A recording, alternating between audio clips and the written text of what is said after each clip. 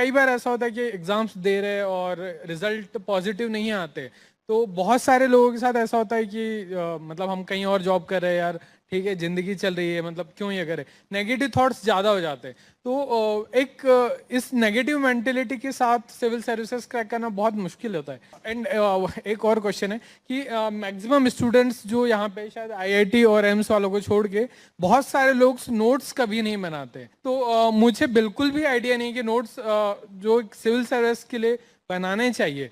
तो एक रिक्वेस्ट है आपसे कि आप थोड़ा प्रॉपर गाइड करें कि how to make perfect notes for civil services. Perfect notes कभी नहीं होते। To be perfect, to be ठीक है, परफेक्ट। ठीक है, I got your question. So two parts, one is negative thoughts and the other is about notes.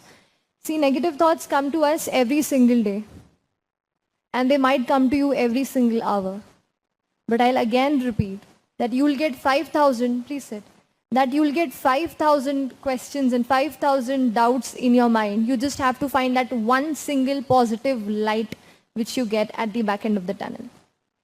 आप job कर रहे हैं, मैं ग्रेजुएशन कर रही थी, आप, मेरे फाइनेंशियल कंस्ट्रेंट्स थे, आपके पर्सनल कंस्ट्रेंट्स होंगे, कुछ भी हो सकता है। मैंने कहा ना, हम सब के अपने अपने अलग अलग चैलेंजेस हैं, पर उन चैलेंजेस में भी क्या आप अपना सब कुछ किसी एक ऐसे गोल के लिए दे सकते हो जो आप सच में अचीव करना चाहते हो, तो आप कर सकते हो। I read a sentence somewhere, there's nothing more powerful on this entire universe than a human being with a purpose.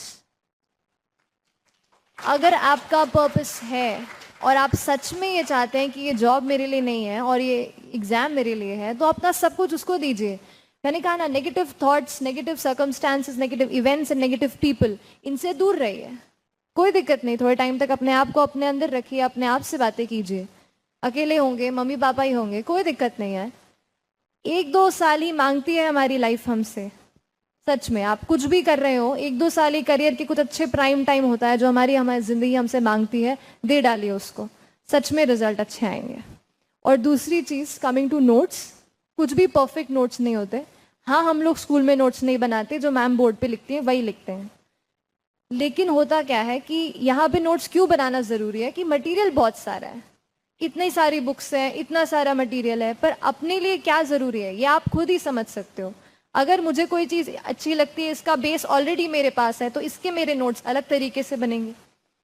लेकिन अगर मुझे उस पर कुछ भी नहीं आता है, तो मेरे अलग तरीके से नोट्स बनेंगे। इज़ नथिंग परफेक्ट, कोई परफेक्शन के पीछे तो भागना नहीं है। एक चीज़ ध्यान रखिएगा कि मैं परफेक्ट नोट बनाऊंगा एकदम इसका और एकदम इसी से सारे सवाल, कभी ऐसे नोट्स कभी नहीं बनेंगे, ज़िंदगी चली जाएगी। परफेक्शन के पीछे मत भागिए, कंप्लीशन के पीछे भागिए कि हाँ ये टॉपिक्स हैं, ये कंप्लीट करके एक जनरल लेवल ऑफ नोट्स मुझे बनाने हैं। नोट्स का मतलब ये है कि आप कोई बड़ी चीज़ है, उसको 20 पेज में लिखा हुआ है, उसको आप 2, 3, 4 पेज में कंप्लीट कर दो। अब मान लीजिए लक्ष्मीकांत का एग्जाम्पल लेते हैं। लक्ष्मीकांत ऑलरेडी ऐसी बुक है जो एक नोट्स फॉर्म में बड़े तरीके से आपको दी हुई है। लक्ष्मीकांत के नोट्स बनाने जाएंगे तो फोटोकॉपी हो जाएगी।